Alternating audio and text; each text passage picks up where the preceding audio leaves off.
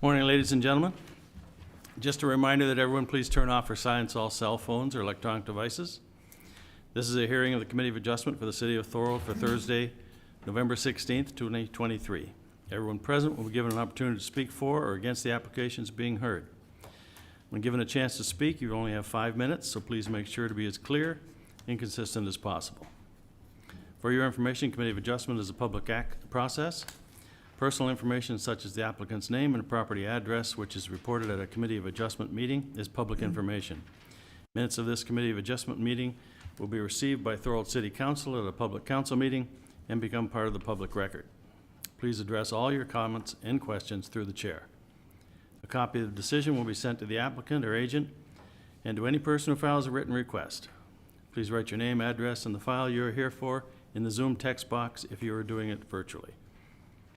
Agencies commenting on applications may request that certain conditions be imposed. Voicing objections to these conditions will not adversely affect the committee's decision. The Committee of Adjustment is a quasi-judicial body operating under the Planning Act, the Municipal Act, and the Statutory Powers Procedure Act, as well as various provincial regulations. Sections 45 and 50 of the Planning Act outline the circumstances surrounding the approval of minor variances and controlling the conveyance of land in Ontario, and the prevention of subdivision of land except with governmental approval. The applicant, the minister, or any specified person or public body who has an interest in the matter may, within 20 days of making the minor variance decision, 20 days for the date of mailing of the consent decision, appeal to the Land Tribunal.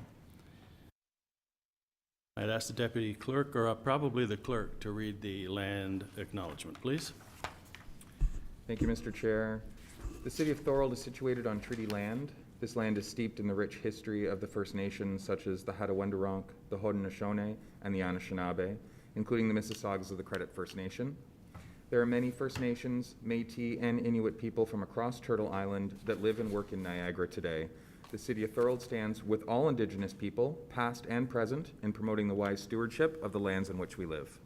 Thank you, Mr. Chair. Thank you, Mr. Clerk. Does any member of this panel have a pecuniary interest in any of the applications to be considered at this hearing? No, Mr. Chair. I see none, nor do I. May I have a motion from the committee that the agenda be adopted as presented? Mr. D'Angelo, seconded. Mr. Ravenak. All in favor? Thank you. May I have a motion that from the minutes from September 21, 2023 being adopted? Yes, Mr. Pizzo.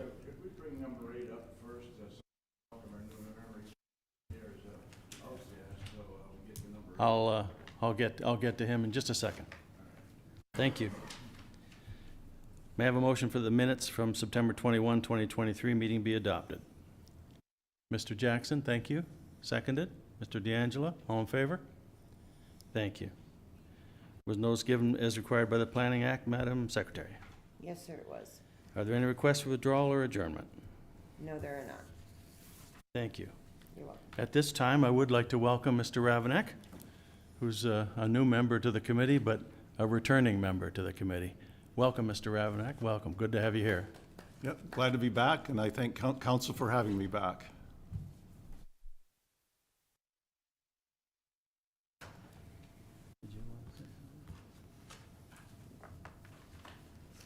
Okay. All right, application number 1, D1010, 2023, 1482 Beaver Dams Road. Good morning. My name is Nicolette. I'm working for the City of Thorold Planning Department. So what you have before you is an application for consent for the purposes of creating an easement such that the city can access the municipal force main. The property is located in the northeast intersection of Beaver Dams Road and Queen Street South within the City of Thorold urban area west of the Welland Canal. The property has recently undergone a renovation which included connection to the municipal water and wastewater services. Previously, it was connected to private services. So the Engineering Services Department requested a 3-meter wide easement as a result of the proposed development in order to maintain access to the municipal sanitary force main. So the application before you is to facilitate that. as shown on Part 1 of the severance sketch prepared by J.D. Barnes attached to the application. It is recommended that we approve the consent application requesting the easement in favor of the City of Thorold, subject to the conditions herein, and that's everything. No comments from agencies or neighboring property owners. Thank you. Thank you, Madam Planner. Who speaks on behalf of this application, please, if you could identify yourself? Good morning, Mr. Chair. My name is Joey Dielzeri, and I'm an agent for Mr. Siriani today. Thank you, sir. Go ahead. I have no further comments. I believe city staff has accurately described our request. Thank you. Committee members. Chairman, I so move D10, put it on the table. Thank you. Do we have a seconder? Mr. D'Angelo? Further questions or comments? Seeing none? All in favor? Thank you. Granted. Thank you, Mr. Chair, and thank you to city staff.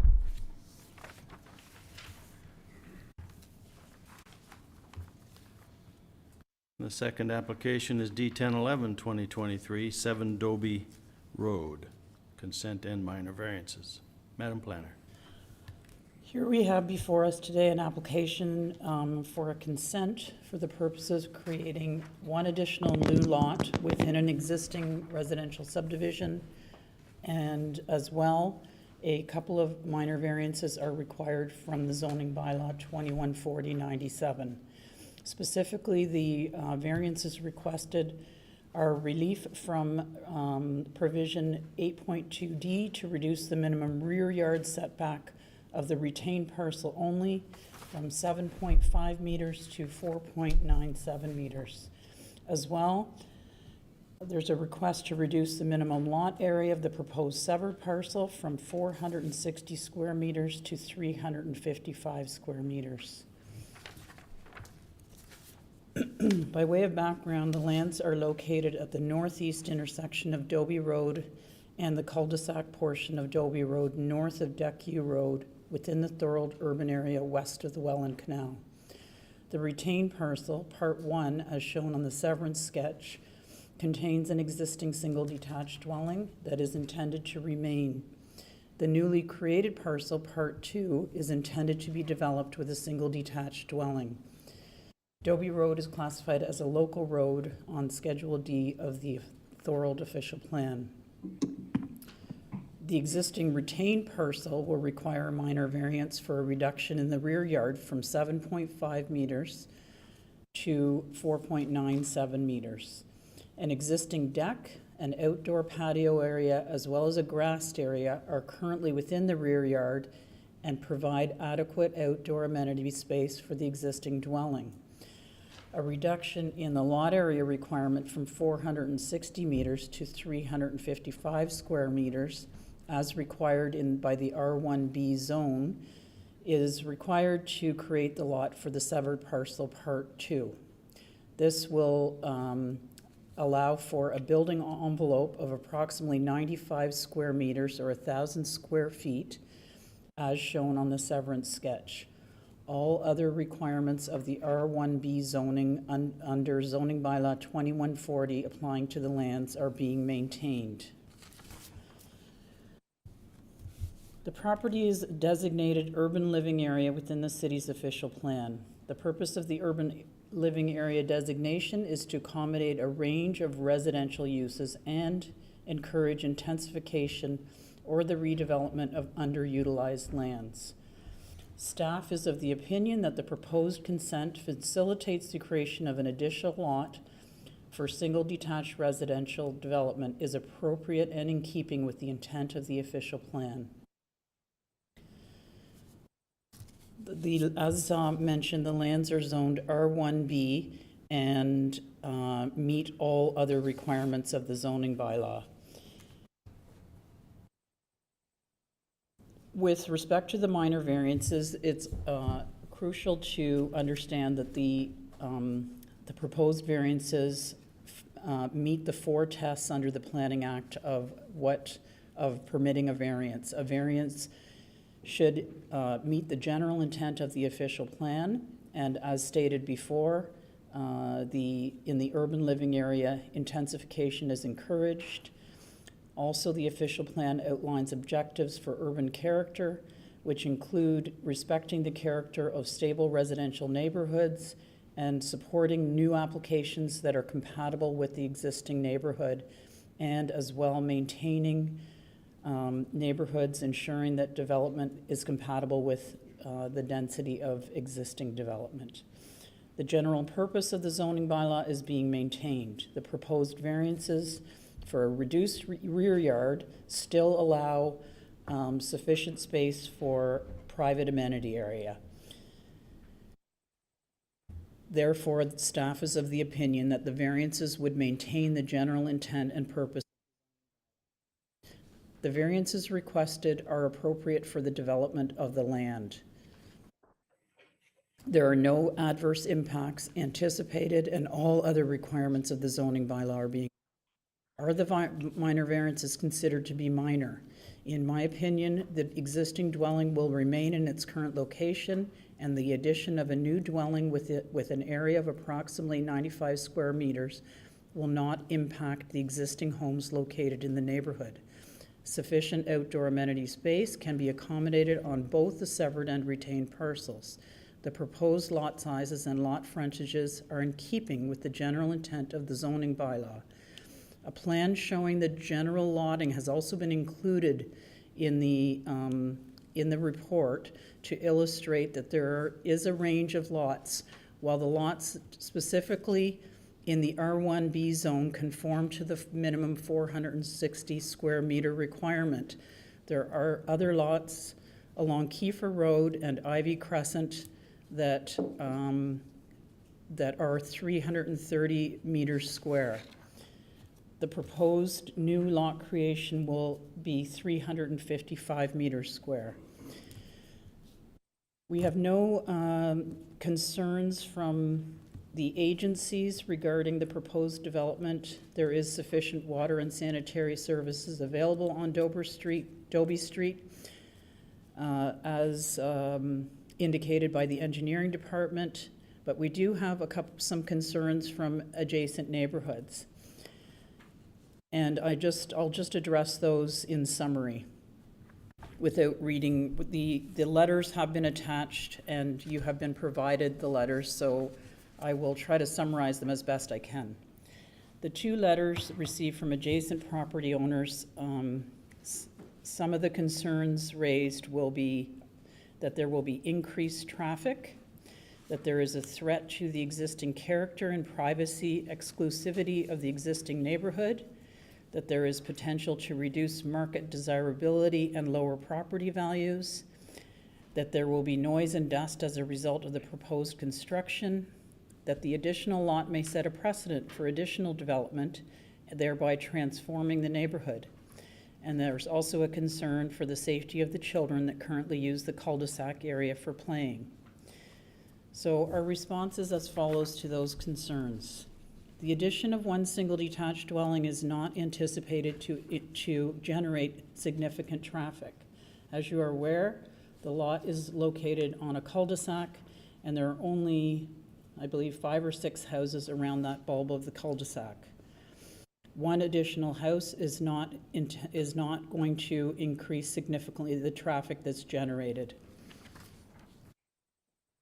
As far as existing character, the surrounding neighborhood is characterized by a range of housing types and lot sizes typical of an existing suburban development. We are proposing here, the applicant before you is proposing a single detached dwelling. Single detached dwellings are dominant in this neighborhood. The only variance requested for the new lot creation is for the lot area. And as stated before, lot areas vary throughout the neighborhood, and there are several lots along Kiefer Street and Ivy Crescent that have less lot area than the lot proposed. The severance sketch also illustrates that a building envelope can be maintained. Potential to lower property values. Property values are based on a complex set of factors, and minor density increases in neighborhoods are not generally considered to be a negative influence on property value. Rather relate strongly to market conditions, which, as you know, are ever fluctuating. Lands within settlement areas that are connected to municipal services are currently targeted by provincial legislation to direct residential intensification. Municipalities are mandated to meet population targets within existing built-up areas where existing services exist. With respect to noise and dust during home construction, yes, this will be an issue.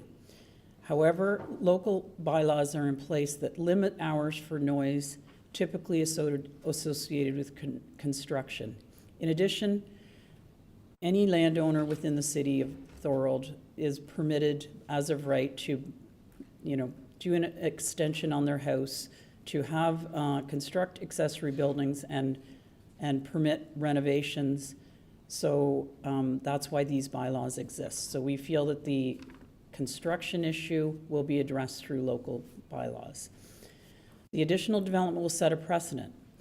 Every application for a new development is assessed based on whether the proposed development meets the city of official plan policies as well as higher order provincial directives.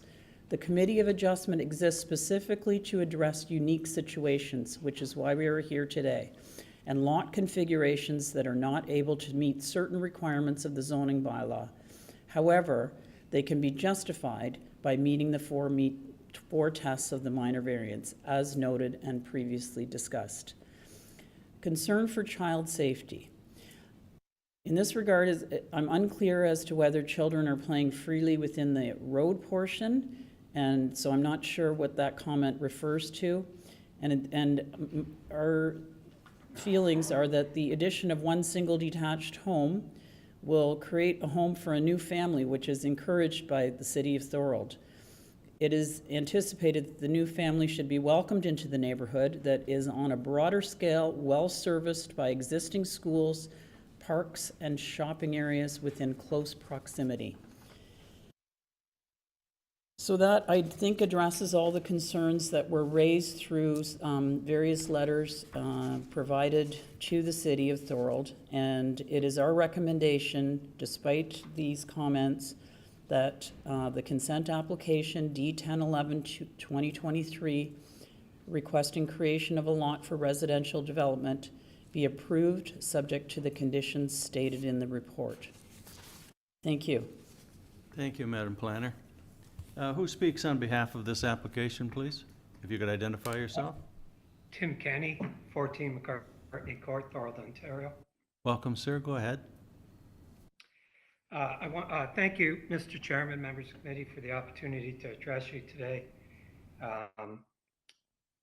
I'm representing Terry St. Amand, the owner of the property, who's also listening in on the call.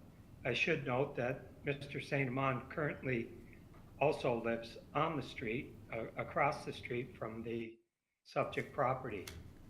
We have reviewed the report containing the comments and recommendations of your planning committee, and we concur with their position. We believe the proposed severance meet the goals and objectives of the local, regional, and seems most of all, most important today, the provincial policies. We see that this type of infilling lot is exactly what the province is looking for more of.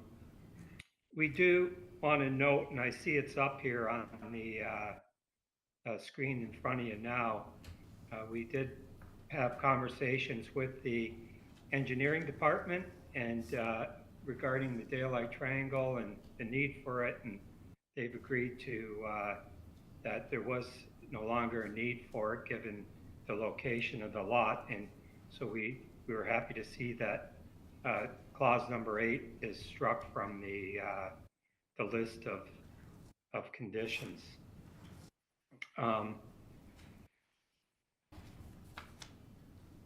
I don't think there's any other comments other than the triangle, the daylight triangle. As I said, we do agree with the recommendations of the planning staff. We feel that the variances which are requested are minor in nature. And for those reasons, we ask committee to support the recommendations of the planning department and move forward and adopt these recommendations for the application. Thank you, Mr. Kenny. Ms. D'Amico, do we have verification that item 8 is removed from the conditions? Yes, Mr. Chair, engineering has provided an email advising that the daylighting triangle is no longer required. Thank you. The reason being that because it's a low-volume road, it will not cause a conflict. Thank you. Does anyone else have comments on this application? That's my question was, yeah.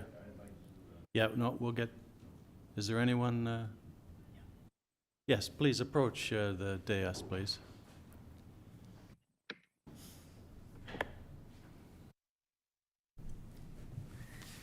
Good morning, everyone. My name is Kathy Denny. If you could just turn the microphone on, please.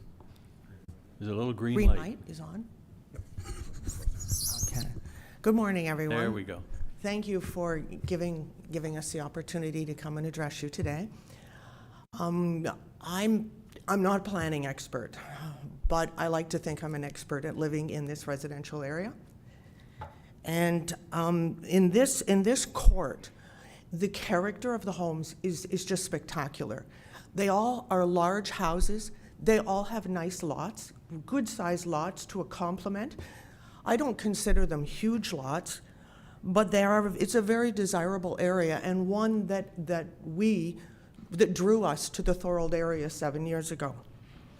I also understand that recently, maybe a few years ago, when they did the new development on the extension of Ivy Road, that in the plans, Dobby, this particular court, was supposed to, from the time it was developed, be extended through into the new development. I'm not sure of the rationale behind, but a decision was made to recognize the uniqueness of this court, and they closed the bulb off on that cul-de-sac so that it could maintain the integrity, I would like to think, and the character of the court. Also, I worry as a local resident of the precedent that this is going to set. This house is going to have a severance and have a new house built in what is the backyard of a large house. I know the planner, thank you very much, or I don't know you personally, but I know that you mentioned in the existing area there are other lots that have residential houses on them that are a comparable size or a smaller size. But the houses that exist on those lower lots are not near the size of the house that exists on this lot. If the requested reduced setback is approved, the rear yard of this property will be 16 feet. And again, I'm going to stress, this is a very large two-story house.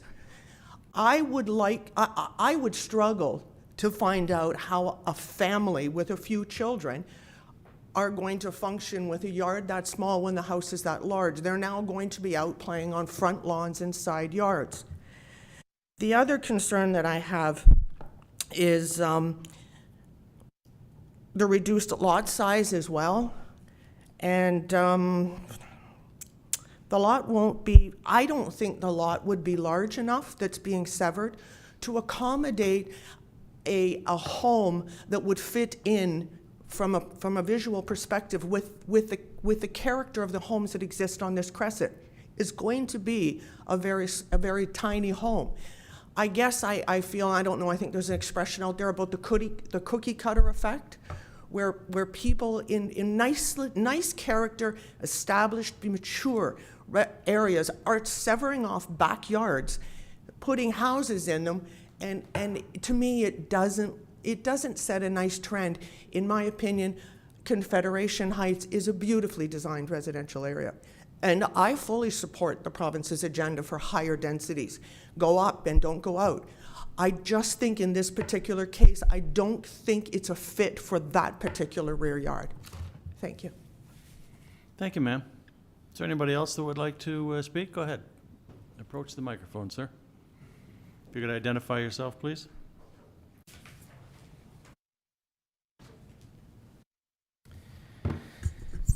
Hi, I'm Joe Jones from 14 Dobby. So thanks for taking the time to hear me out today. So I own the property across the road from where this new subdivision, this new house would be built.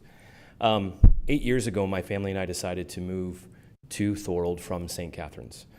We have lived most of our life as a married couple in St. Catharines and decided to move to Thorold because we liked a different place for our kids to grow up. We have 4 children, and we've been in that neighborhood for 8 years.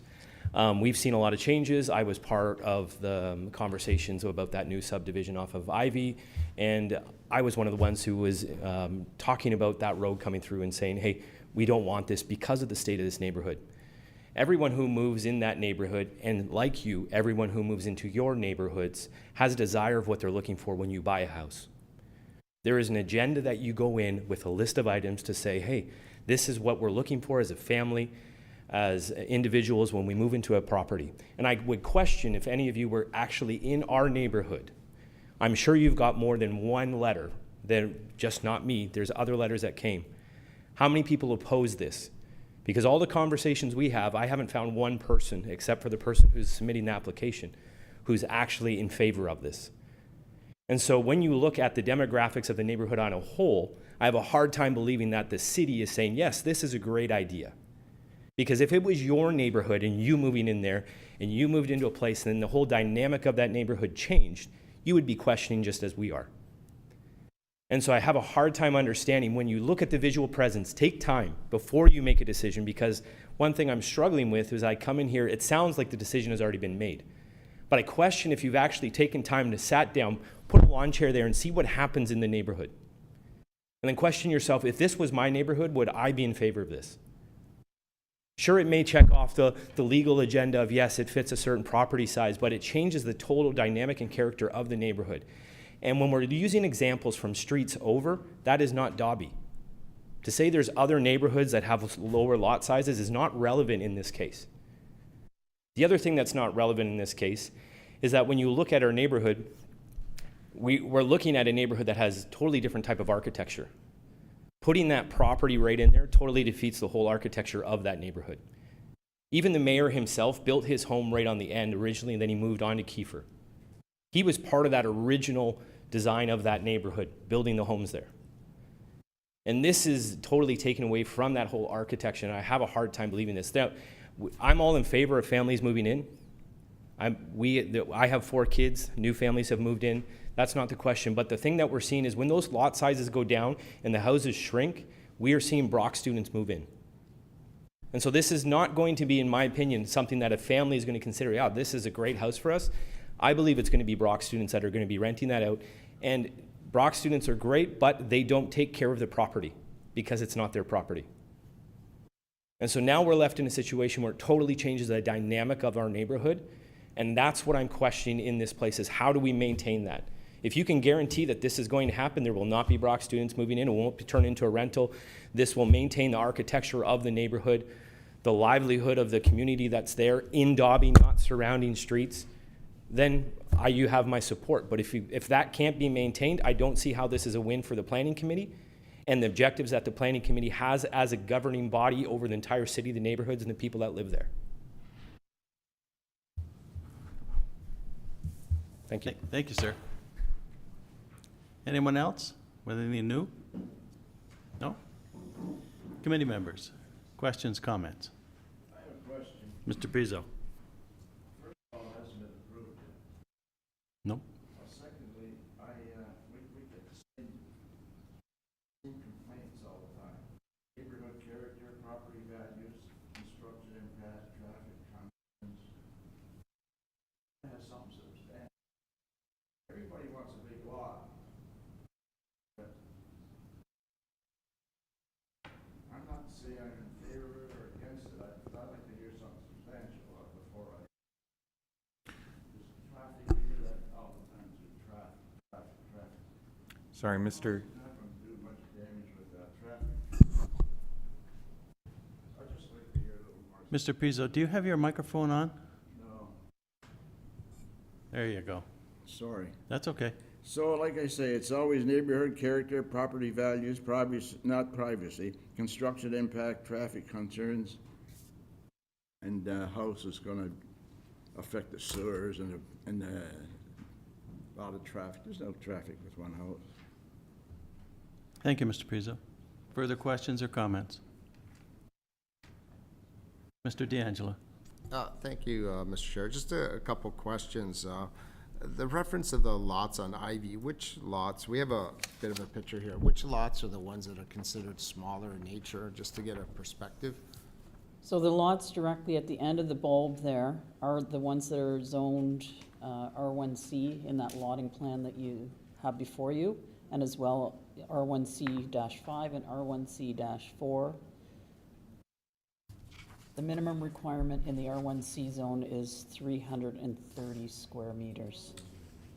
As well, the lots, the R1B zone along Kiefer Street. Okay.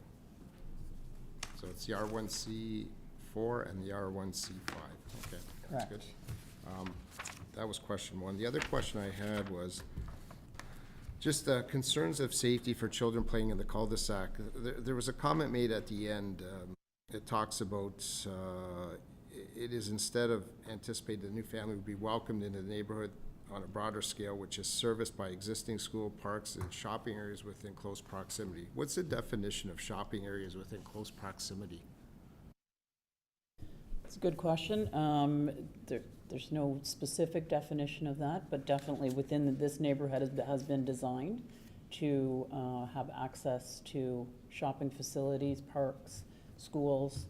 So what my point is that it is an established neighborhood, which is where policy direction provides us direction to intensify and try to build within the boundaries of the city, within certain neighborhoods, within areas where potential exists, and that's exactly the ingredients for this property. Yeah, through Mr. Chair, I appreciate the answer. It's just the definition of the close proximity sort of boggles my mind, because if you ask anyone that lives in Confederation, there's no shopping. There's really very limited, unless you consider a convenience store as your shopping center.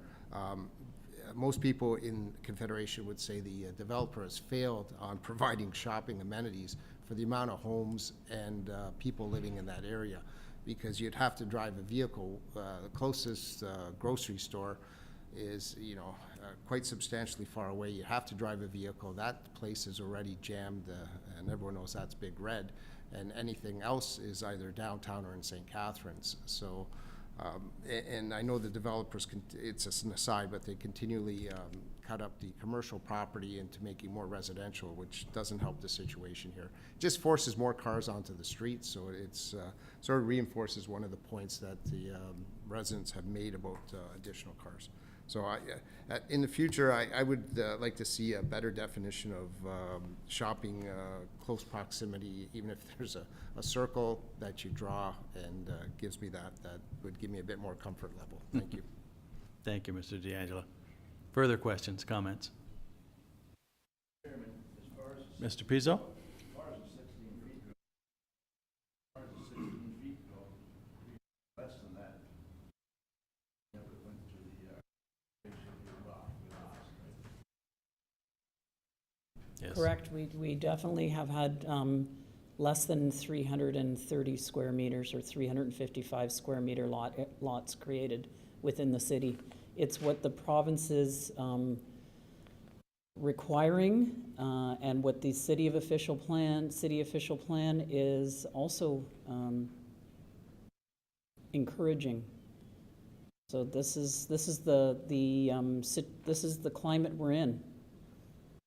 We have legislation that directs us to permit infill residential development where it's possible.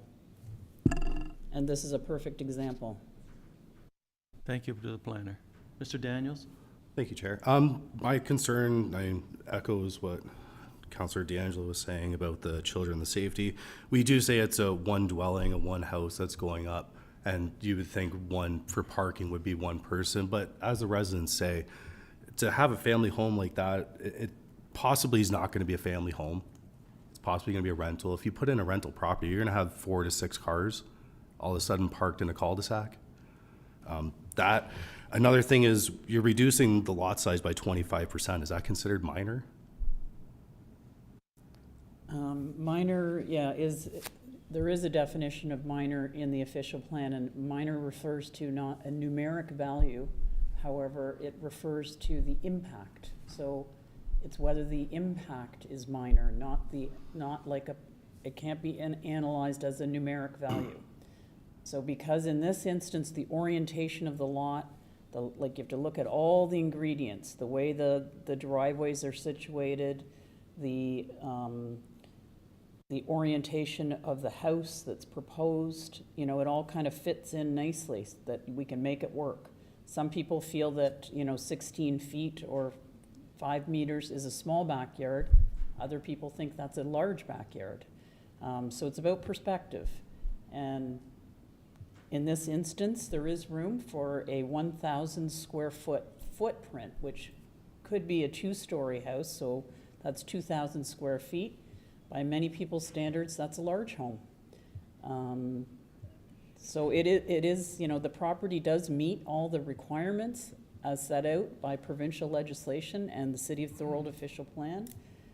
And the definition of minor shouldn't be considered as a numeric value. It is the impact that it should be analyzed as. So I'm relatively new to the committee, and we say relative impact to the community. This is the first time we've had, with my sitting on the committee, that we've had 3 letters and people come in from the street to voice their opinion. Typically, it's the one person or something. We get 1 letter, and that's it. It's shut. It's a closed case. But we're seeing a wide variety of people coming in. For me, that's one instance, and we're reducing both lot size, both minor, to a variance where you're going from 7.5 meters to 4.95 for the rear setback. Now, if you add the 1.2 meters from the offset of the new build, you're still at a minimum setback of the last one. You're still 6 meters. So I mean, you're compensating on 2 lots. To me, everyone has their own opinion, own perspective, right? So that's mine. Thank you, Mr. Daniel. Did you have something to add? Go ahead. One more thing. Yeah. So yeah, from a planning perspective, but I'm required to follow provincial legislation and to follow the City of Thorold official plan and the directives provided in there. So that's how we base, and the committee is here to look at the nuances of individual lots, and where in certain instances this is where it's not a precedent-setting case.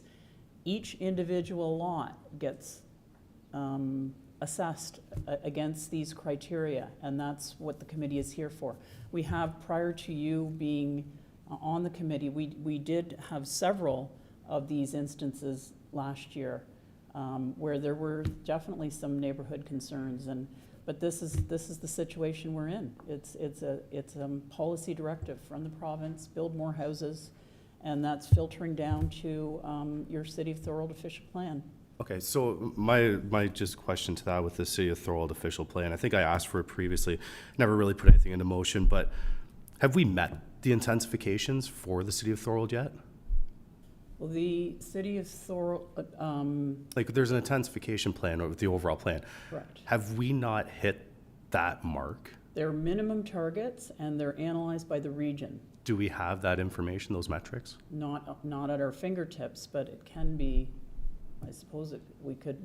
So I would love to see it, just because City of Thorold, I believe we're now in the top 5 of the fastest growing cities in Canada.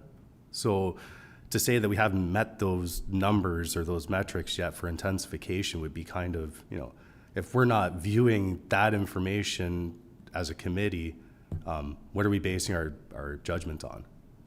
They're also minimum targets, just so you're Okay, aware. but every minimum has a maximum, right? So, thanks. Mr. Pizzo? Chairman, I'm surprised that Mr. Daniels says because there's people in here. Can't hear you, sir. Your mic's not on. I'm surprised that if we bring 50 people in, does that mean automatically we're approve it? That's not what I said. I'm gonna put it on the table that Go ahead. we approve this application subject to the Nicoletti's report, and everybody can start talking about it. It's on the No, table. we need a seconder first. We have a seconder for that motion? We couldn't hear We're looking for a seconder for the motion. I'll second that. Mr. Jackson, seconds. Put it up for debate. Members? Further questions or comments? Seeing none. All in favor of the motion? Opposed to the motion? Motion passes. Did you get the recorded vote? Thank you, thank you.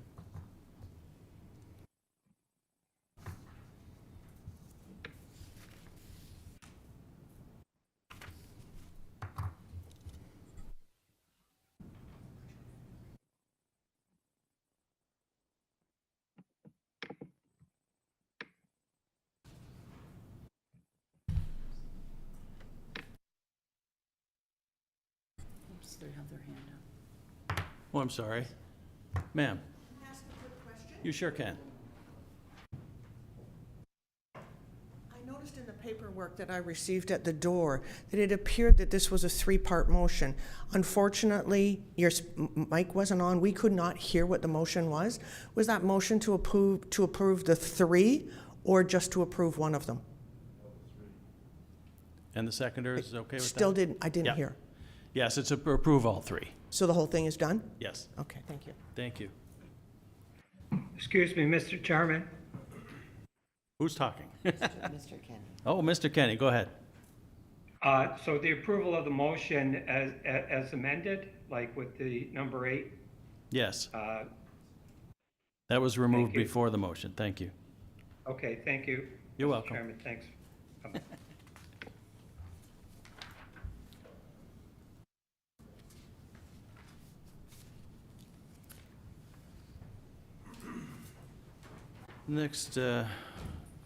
Next application, D1327, 2023. To the planner. Thank you.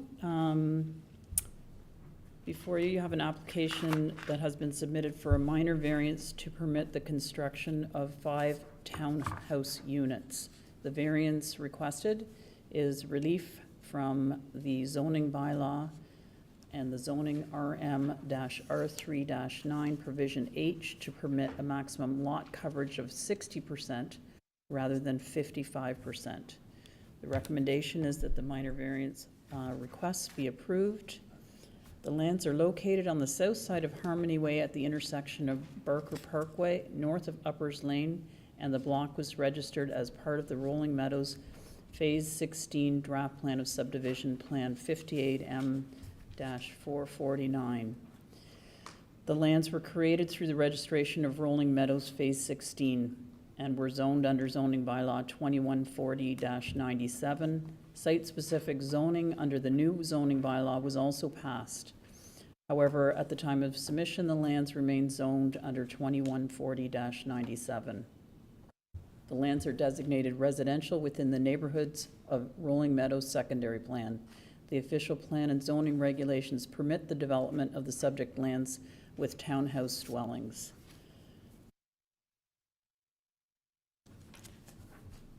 With respect to meeting the 4 tests of the minor variance, it is our assessment that the proposed development meets the general intent of the city official plan, the intent of the zoning bylaw with a 66%, with a 55% maximum lot coverage.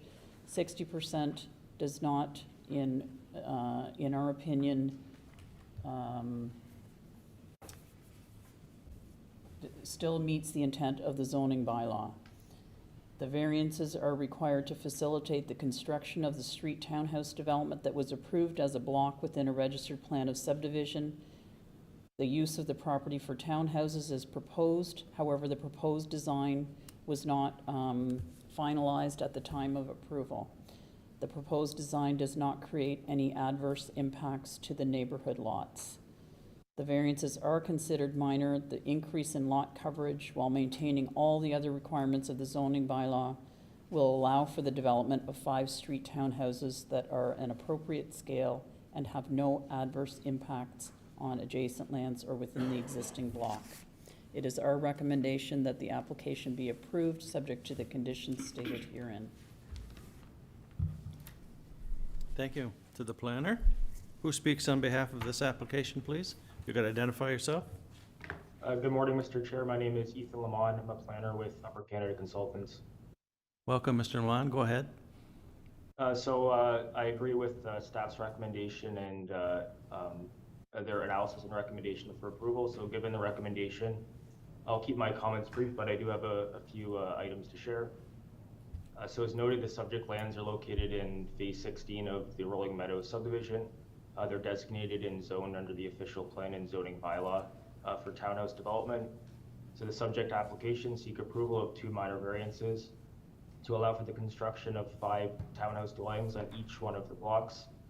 The first variance is to allow for an increase in lot coverage for both blocks from 55% to 60%. And the second variance is to allow for a reduction in lot frontage for the end units of block 28 only.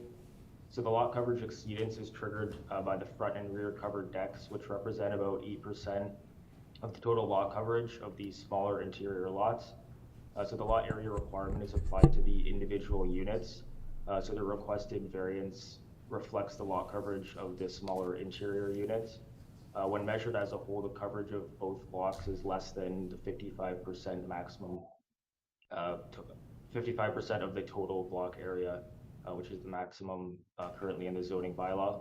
And finally, I'll note that the structures comply with the zoning requirements that regulate bulk massing and location of the building, including setbacks, height, and landscape coverage. With regard to the minimum lot frontage variance, the variance seeks a reduction of 10 centimeters for Unit A and a reduction of 11 centimeters for Unit E as a result of slightly wider interior unit widths than what was anticipated when the blocks were created and zoned. The block width is based on 6-meter interior unit widths, which provides for 7.5-meter end unit widths with the interior side yard setback and a slightly wider unit than the interior units. For this block, the interior units are 6.07 meters in width. So the extra 7 centimeters for the 3 interior units results in 21 centimeters of less width for the end units. So that directly results in the requested variance to reduce the lot width by 10 centimeters for Unit A and 11 centimeters for Unit E, representing the 21 centimeters occupied by the interior units. So I'll leave my comments at that for the time being. Thank you for your time, and I'm certainly available to answer any questions. Thank you. Thank you, Mr. Lamont. Questions or comments from the committee members? Mr. D'Angelo. Thank you, Mr. Chair. Just my question, I just want to make sure I'm clear on looking at this. Having conducted a site visit, there's only going to be a sidewalk on one side of the street, and it's the side that we're that the request has been coming forward here. Just want to make sure that there is no impact to that sidewalk and also the ability to park a vehicle on the driveway with the increased lot coverage. That's a Planner? Yes, the sidewalk has been considered in the application. It has no change to the lot frontage requirements, so nothing else is impacted. Their driveway is still permitted to exist with the proper setbacks from the sidewalk to allow proper parking spaces to exist. That was designed as part of the subdivision plan. So it's just because of the finessing of the design of the townhouses that we're in this situation where the lot coverage is required to be increased. Mr. D'Angelo? That's excellent news, because I know we're always wanting sidewalks as a pedestrian-friendly way of getting around. So I appreciate the extra information to make sure it builds my confidence. So at the appropriate time, I'll bring a motion forward, Mr. Chair. Thank you. Further questions or comments? Seeing none? John? Oh, I'm sorry, Mr. Jackson. Yes, I'd like to make a motion on this regard, and this. All right. Are we going to deal with both of these applications similar to Dobie? I think we'll do them separately, just. Okay. So which one are we addressing right now? Number D 1327. Sorry, what? 1327. Okay. Okay, I'd like to make Go a ahead. motion, John. Yes. Upon review of the pertinent information in this comment presented at this hearing and having conducted a site visit for the reasons stated in the Planning Act, I move that D 1327, 2023 is approved. Thank you. Do we have a seconder for that? Mr. Ravenik. Further discussion? Seeing none. All in favor of the motion? Thank you. Moving on to D 1328, 2023, to the planner. Thank you. The application before you is for a minor variance, again, to permit the construction of 5 townhouse units.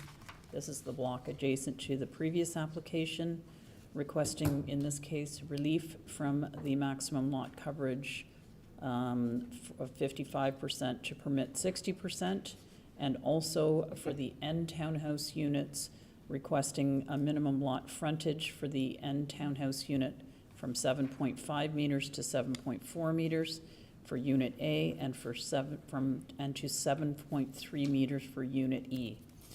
It is recommended that the applications be approved. The lands are located on the south side of Harmony Way at the intersection of Barker Parkway and north of Uppers Lane, and the block was registered as part of the same plan of subdivision, the Rolling Meadows Phase 16 draft plan of subdivision 59M449. Site-specific zoning applies to the property under new zoning bylaw 62/2019. At the time of submission, the lands, however, were still subject to the old zoning bylaw. The lands are designated residential within the neighborhoods of Rolling Meadows secondary plan. The proposal meets the 4 tests of the zoning bylaw as described in the previous application, and it is our recommendation that the application be approved, subject to the conditions stated in the report. Thank you. Thank you to the planner. Mr. Lamont, are you up again? Yes, Mr. Chair. My previous comments addressed this variance as well, so I have no further information to share. Thank you, Mr. Lamont. Questions or comments from the committee members? Mr. Pizzo?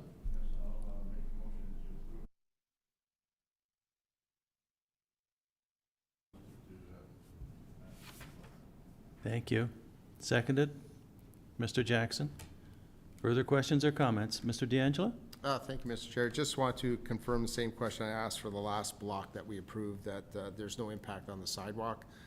This one I think is even less because it's not the corner square. Just wanted to confirm that. Sorry, can you just clarify? Yeah, my question is, again, with the sidewalk there, that with the change with the application here, that there's no impact on the sidewalk and the ability to park a vehicle on the driveway, that there's no reduction that would make that not possible. That is correct. The sidewalk will remain. There is sufficient distance from the sidewalk to the house for a proper driveway, et cetera. It meets all the other requirements of the zoning bylaw. Okay, thank you. Again, it's just a confirmation I did like. Thank you. Thank you. Further questions, comments? Seeing none, all in favor of the motion?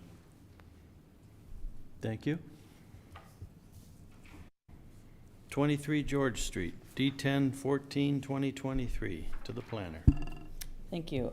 The application before you is for a consent for the simple purposes of a partial discharge of the mortgage over Part 3, which is the daylighting triangle. They had previously requested a consent to create a new lot for residential development. The lands are located at the northeast intersection of George Street and Dufferin Avenue, just east of River Street, and are within the Port Robinson East Special Policy Area Land Use Plan. The lands previously received approval of a consent to sever a new lot for the purposes of development of a single detached dwelling. The retained parcel, as shown on the severance sketch, contains an existing single detached dwelling that is intended to remain, and Part 2, the severed lands will be developed with a single detached dwelling. Part 3 is intended as a daylighting triangle, which will be conveyed to the city of Thorold. The consent applications were approved on June 15th of 2023.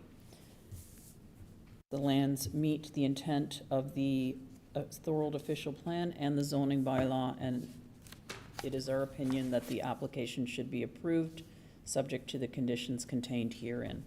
Thank you. Thank you to the planner. Who speaks on behalf of this application, please? If you'd identify yourself.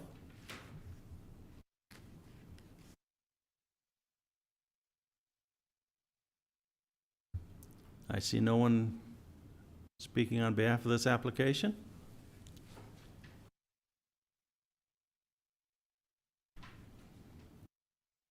Questions, comments from the committee? Mr. D'Angelo.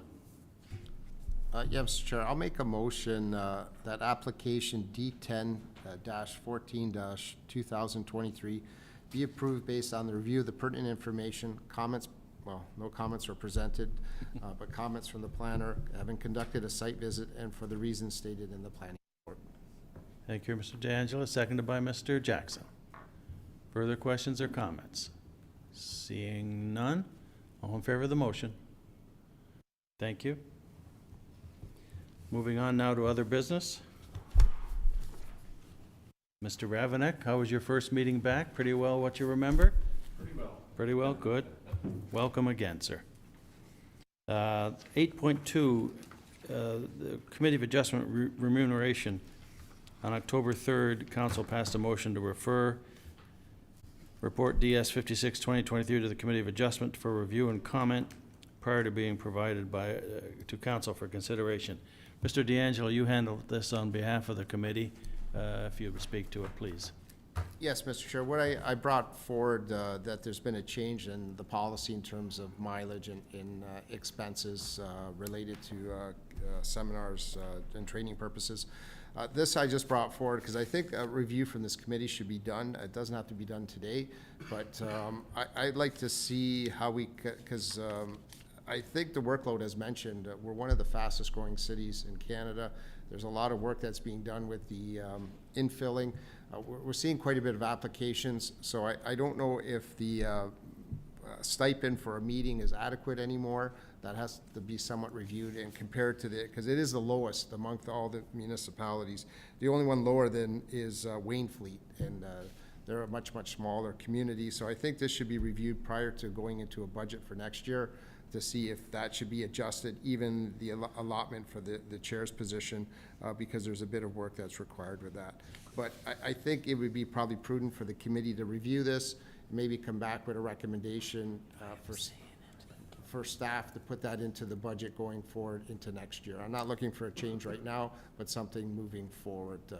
So we'll receive this for information and maybe discuss it next meeting? Yes, and I don't know if we could get some further information, like comparing us to other municipalities in terms of how many reports we're actually seeing compared to other municipalities. Maybe they're seeing more than us, that also, because there's more site visits, there's more reading, there's more discussion of what's happening here, and I don't know when the stipend was last changed. I'm just wondering, is it adequate enough moving forward? So it's not to be done today, but something to be looked at for the upcoming budget. Okay, so we receive that for information purposes? Yeah. Go ahead, Mr. Pizzo. No. No, Mr. D'Angelo handled that on our behalf. Well, it was. Pardon? We have a committee of 7 here. That is correct. Who gave you permission? It came from council. Council gave the permission. Came from council? Council did the recommendation was presented to council. Council gave the authorization for staff to do this review. And I'm against it, because I don't believe we should get increases. We're doing well. We're doing well. As far as a lot of applications, what, 3 or 4 applications, you haven't been on the committee very long. well, Mr. Chair, I don't really want to debate this with a member, but No, we don't want to turn this into a debate. We'll receive this for information and we'll discuss it down the road. That's fine. that's fine, you can be against it. Or maybe somebody else is against it. Maybe they're not in favor of a raise. I don't think we're gonna discuss it now. We're gonna receive it for information and discuss it. I'm not really comfortable giving myself a raise, to be frank, but I can see dealing with this for the next committee, whoever that is. That's just my own opinion. Yeah, for the record, Mr. Chair, I echo your sentiments that when I joined this committee, I didn't even know that you got any type of payment for it, and I'm quite satisfied with what we're receiving, so I also would not be supporting an increase. You would not be supporting an increase? Correct. Okay. Not even for the chair? You got $5 last time. Maybe for the chair. Mr. D'Angelo, one more? Yeah, again, I'm not here trying to sell an increase. I'm here that stuff should be reviewed on a regular basis. That's fair. That's what staff should be doing. Everyone was upset when they lost their mileage, but council reinstated that, so they were quite happy about that. So items have to be reviewed and make sure that they're appropriate and things are done properly and that there's a proper policies for them. So That's fair. That's all that this is That's coming fair, here for. yeah. Just tagging on to that, we were to get expense sheets for the mileage to fill out. Maybe Ashley, is that in your, go ahead. I'm sorry. That's okay. I can never know who speak to on ask that. anymore. No problem. I'm just currently waiting on a little extra information from the manager of planning through the finance department, and then I can finalize an email and provide the mileage form to you with direction from finance department as to what they want on that sheet. Mr. Chairman, that's another thing I don't want. I'm willing to do it on my own. I don't need any mileage. Can I have your mileage? Yeah, I've got too much. Mr. Ravenek? Mr. Chair, one thing I think we could probably bear some more clarification on is the conferences. Whether they're, with respect to mileage to the conferences and for meals and that thing that aren't covered by the conference, because I've been on some conferences and it actually ends up being an out-of-pocket expense to go to the conferences. So I notice that some municipalities have commented on whether conferences are paid and if there's mileage and daily stipends and that type of thing. So that might be an interesting comparable to see how that's dealt with the other municipalities. Yeah, thank you, Mr. Ravenek. Mr. D'Angelo? Thank you. I know Mr. Ramanek just joined, but that's all been taken care of. There's a new policy put in place regarding stipends, mileage. And that's what facilitated this, was an overall review. So some people aren't happy with a raise, but some people would like to get out-of-pocket costs reimbursed. So that's why that policy came forward. Maybe through our Secretary Treasurer, that could be forwarded to you so you fully understand what the reimbursements are. They're very similar to what council receives, so that way the committee member is not out of pocket for attending events, because in the past they were not reimbursed. Mr. Ravenek? That's right, they weren't, and I appreciate you enlightening me on that. Thank you. Yeah. They're the same as they were. That was part of the whole package of reviewing it, and this was, the remuneration was just another component where it was, that was not dealt with. It was just dealt with the reimbursement of expenses. Yeah, it's true. Good point. Yeah. Mr. Pizzo? What happened to that property on Front Street that? That was my next point. Oh, yes, sorry. That's, no, I'm glad you brought it up. No, it's not. Ms. D'Amico, some comments?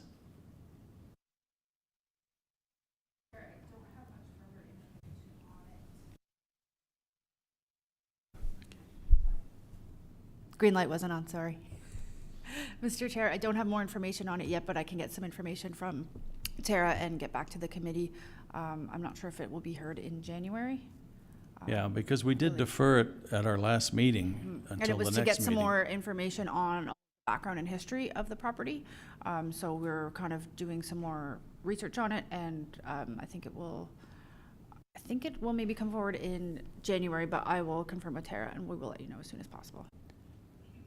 Mr. Pizzo? You're making these people wait another couple of months. Yeah. He's got an application processing. And I believe the applicant, through you, Mr. Chair, I believe the applicant has been involved in the conversation as well, so he's aware of the timeline. Yes, I think Tara's been in contact with Craig from UCC. Okay. Thank you. It does seem like a long time. I'm sure that we'll be brought up to date, I'm sure.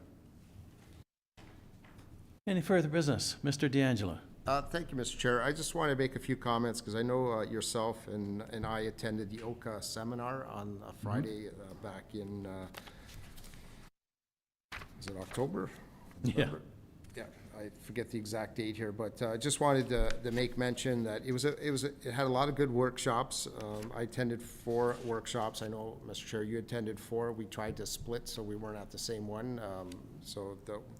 But the point I wanted to make was I believe the presentations were put online. So I just want to make sure that if that is correct, that the rest of the members can review those if they have an interest in some of the topics. I know being there is a lot better because you have questions and there's good fluid of information. But at least you can see what was presented by the different presenters on the different topics. I think that might be helpful as part of expanding knowledge and Yeah. knowledge base of it. Great point. So if we could look at that and if possible, send the link out to the rest of the members that did not attend. Okay. Great. Okay. Thank you, Mr. Chair. Thank you. It was a well worthwhile event, as they all are. But you notice that the communities that don't pay for conference attendance, nobody ever goes. Anything new? We're all wishing Mr. DiPaolo feels better soon and rejoins us. Thank you. Motion to adjourn? Mr. Jackson, that hand went up off it. Oh, I'm sorry. Next meeting. Okay. Next meeting is December 21st. Isn't that close to my Christmas holiday? My God. Yeah, oh, well, we'll get you some gifts. They'll be coming by email. I'm sorry? Yeah. And the 21st meeting will be a training meeting. Do you have anything to add to that? I just told about that today. It will not be a meeting where we'll deal with any applications. Correct, Mr. Chair. There will be no applications heard, but we're putting together just some training material to follow up on the recent training that everyone online, just to have sort of a comprehensive training package. Great, thank you. All in favor of the motion to adjourn?